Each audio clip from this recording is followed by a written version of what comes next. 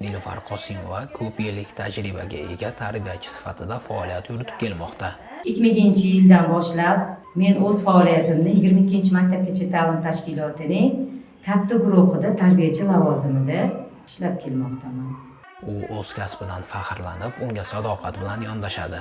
Shu davr mobaynida men o'z ustimda ishladim va ustozlarim bergan bilim, malaka ko'nikmalari orqali oliy toifaga ega bo'ldim.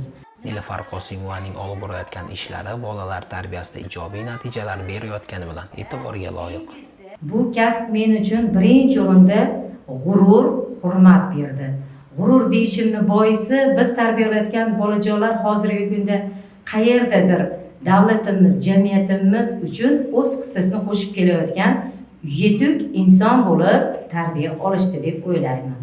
Mana shu bolalarni jamiyatimiz uchun yetuk inson bo'lib yetishgani meni bag'oyat xursand qiladi va menga yanada bundanda kuch bag'ishlab, bundanda o'z ustimda ishlashga va ko'proq mas'uliyatli bo'lib ishlashimga kuch bag'ishlaydi.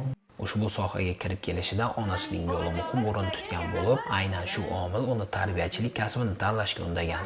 Chunki onam ham mana shu tashkilotda ko'p yillar davomida tarbiyachi lavozimida ishlaganlar, hozirgi kunda nafaqadalar. Faoliyati davomida u ota-onalar bilan doimiy hamkorlik olib borib, tarbiya masalalarida o'z tavsiyalarini berib kelmoqda.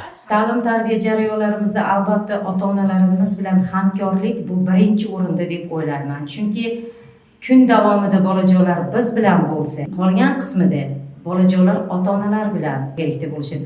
Demak, biz ota-onalar bilan uzviy holatda, hamohang holatda birgalikda ish olib borishimiz kerak. Uning bugungi kundagi sa'y-harakatlari tarbiyalanuvchilar yutuqlarida yaqqol aks etmoqda.